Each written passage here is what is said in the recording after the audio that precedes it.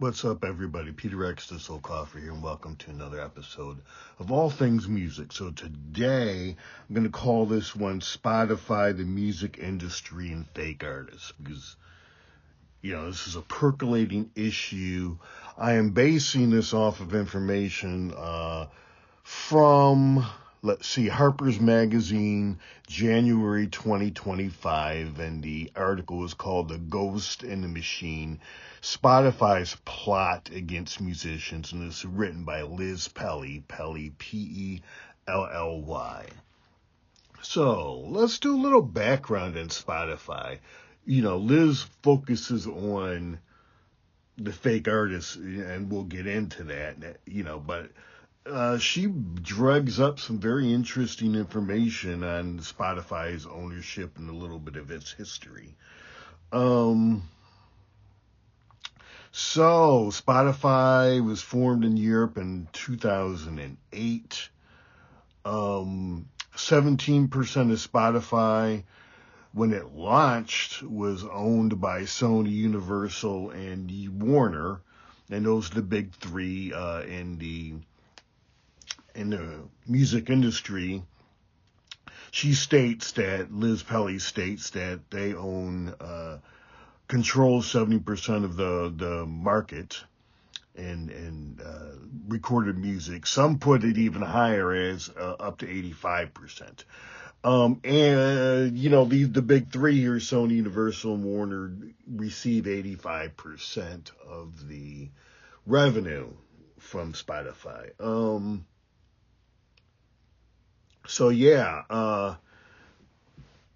Most major artists, you'll look at artists and they'll say, oh, their record label such and such and such and such, but more than likely they're distributed by either Sony, Universal, or Warner. So that's why, that figure up to 85% is, there's lots of labels out there, but these labels, when it comes to distribution, it's those big three. Now you have independents like me. I use CD Baby. TuneCore is the other one, and the third one is can't think of the third one. There's a third independent distributor. They'll get you everywhere else, but you're not gonna get on radio with these CD Baby and TuneCore. DistroKid, that's the third one. So those three, the indies like me use. So as of, the mid-2000s, Spotify wasn't making any money. And so one of the ways they decided they were going to make money is use fake artists. So let's jump into that next. Before we jump into this fake artist stuff, we have to talk about another issue with Spotify, and that is Spotify is treated differently under the law, at least in the U.S., than radio stations, because, as I said, when it launched in 2008, the big three owned 17% of Spotify. Not sure what that number looks like now.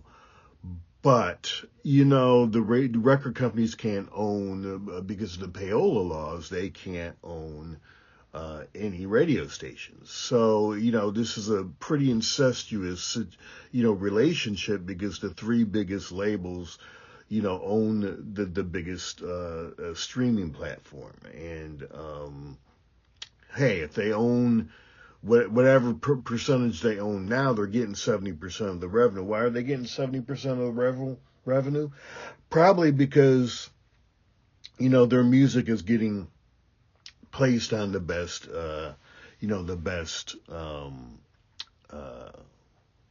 playlist. And so, over the years, folks have been fired, gone to jail, whatnot, in the radio industry for payola, taking money from record companies to play certain songs. Clearly this is what's going on through Spotify.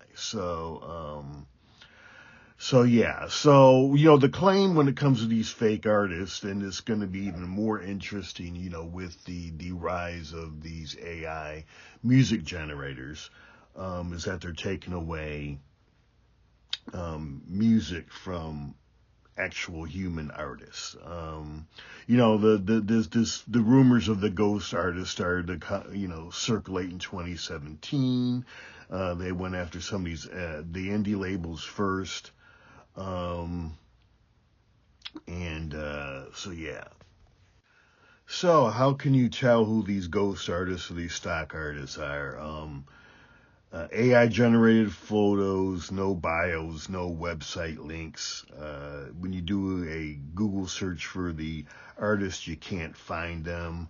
No composer information for songs. So Liz Pelly kind of dives in. There's a Swedish daily in 2022 started looking at this issue.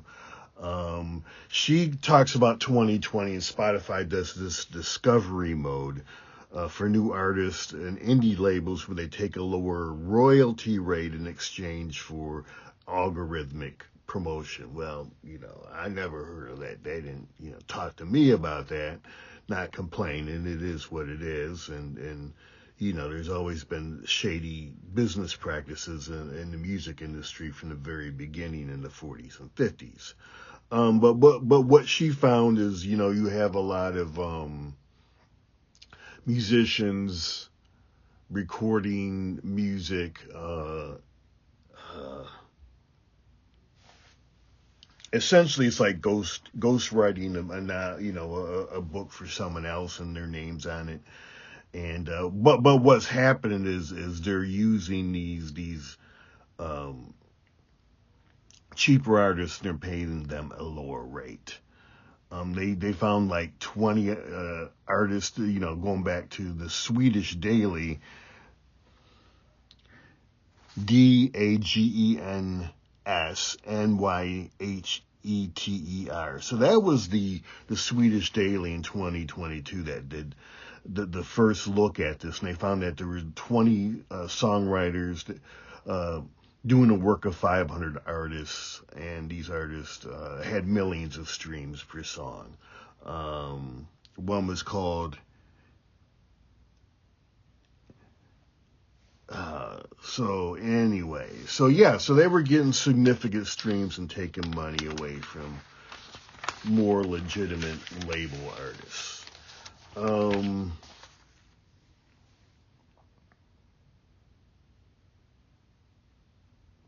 A lot of this is done through Firefly Entertainment and Epidemic Sound. So yeah, that's kind of what's going on. Now, why does Spotify do this? Well, let's talk about where you find this stuff. So Spotify did research and they found out there's a chunk of listeners. We don't know. This article doesn't tell how big these chunk of listeners are, but they like to turn on Spotify at times and put on, for lack of a better term, background music. So they're doing other things. They don't care who the artist is and whatnot. So where does it, right now as it stands,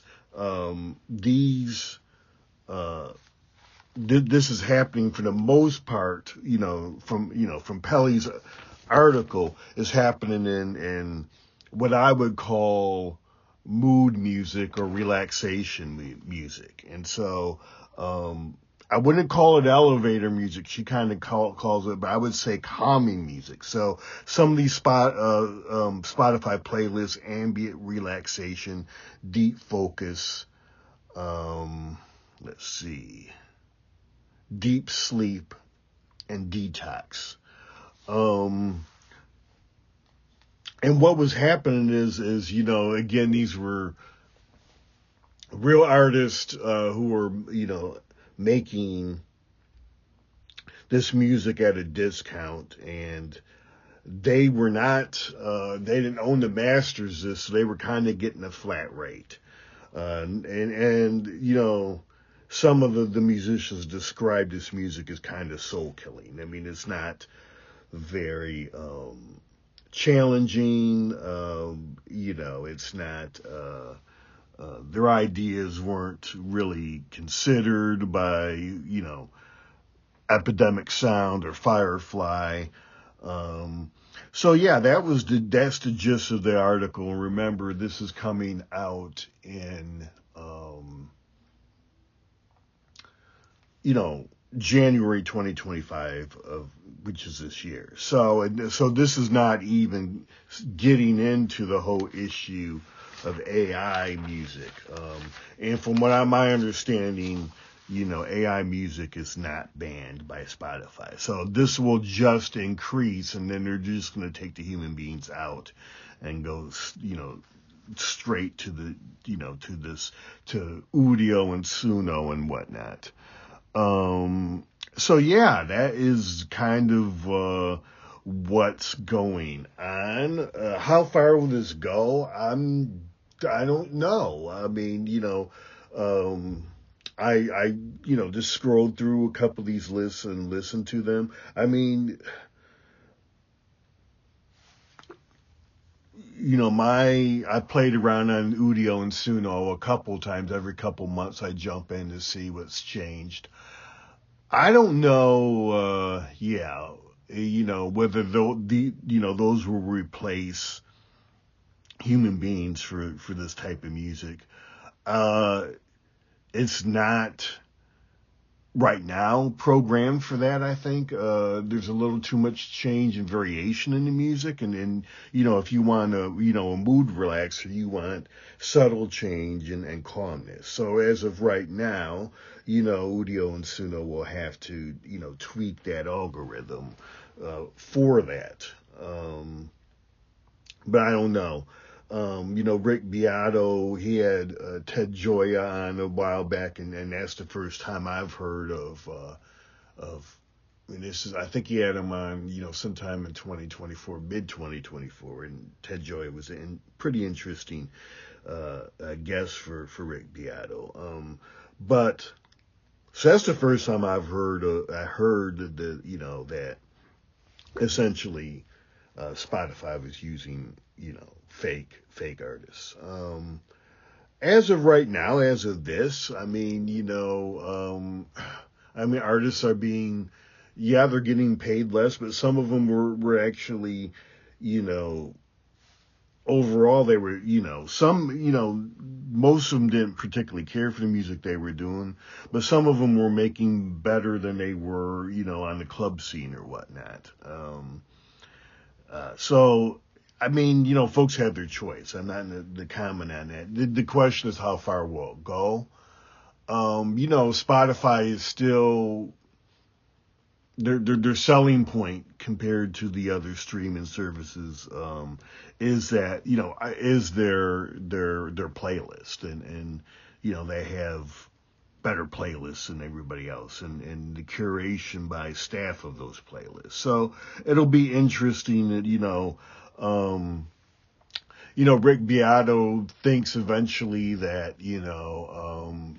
they will have mainstream artists, AI artists doing music, and why, you can pay your mainstream AI artists nothing, and if it's good, people won't care. Yeah, I at some point when these algorithms get good enough for Udo and Suno, yeah, I see, Spotify is already on that road. And Rick Beato makes the argument that, hey, if it's good music, people don't care. Yeah, I think, will they be upfront about it? Because I still don't think people, will care even if they're upfront about it. So it'll be interesting to see how that develops. I mean, from Spotify's perspective, I mean, you don't have to worry about them, getting charged with rape, or, a video of them, messed up on cocaine or whatever, You don't have to worry about them, showing up late to a concert, or saying dumb things in the interview. I mean, so it's going to be interesting to see how that develops and how these younger generations, react to these, the possibility of, AI artists. I don't know. It's, whatever's going to happen is going to happen. I'm going to still do my thing and be an artist and love what I'm doing. The interesting thing, again, in comparison to radio is, now when it comes to the payola laws, you can, in theory, take money, get paid to play a song, but you have to tell the audience, hey, we're getting paid to increase the rotation of this song. Again, Spotify doesn't, plays under a different set of rules as a streaming service that radio can't play under. Hope, if they decide to go that route, just be honest about it. I mean, I think it's a fascinating thing. I'm not offended if they start doing AI artists and, they're probably to get more streams than I do, but hey, it is, people have a choice, and if that's what they want to do, that's what they want to do. I'm kind of curious to see what happens with that, but hopefully, at least,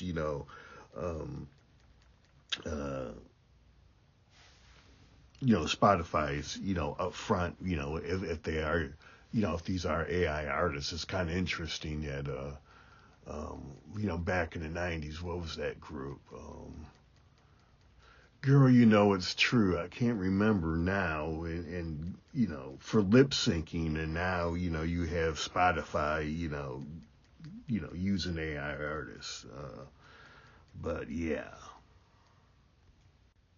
So yeah, it was Milli Vanilli who got busted. Unfortunately, one of the guys there couldn't take the embarrassment and committed suicide. The other one guy could actually, I think they both could sing, but the other guy could sing, and he, it's done an acoustic album, and it's done well.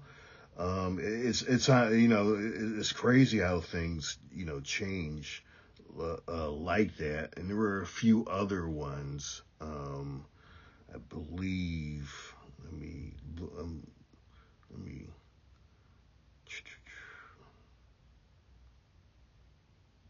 There was a couple folks who did albums, and they used other artists. I want to say. I want to make sure here before.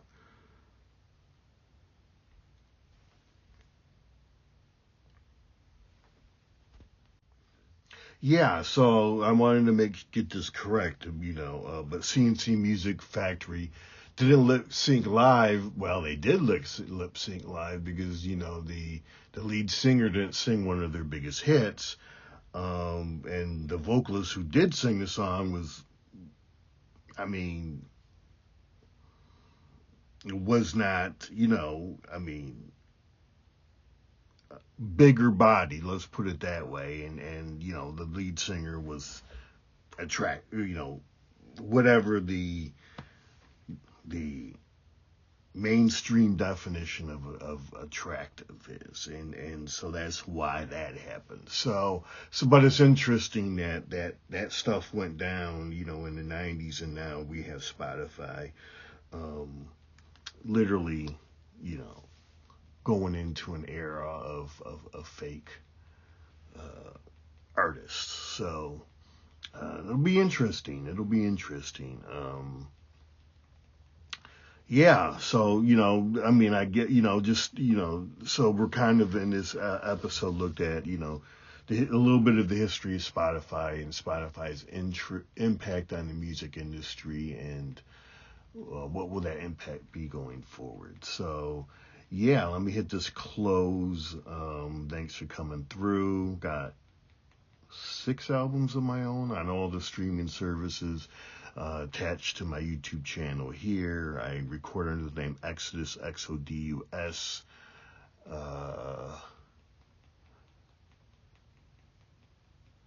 My first album's called Book One, and I got 2 science fiction fantasy novels and a novella on Amazon, and I write under the name Peter X. DeSokoffer. So thank you again for coming through, and I will see you next episode.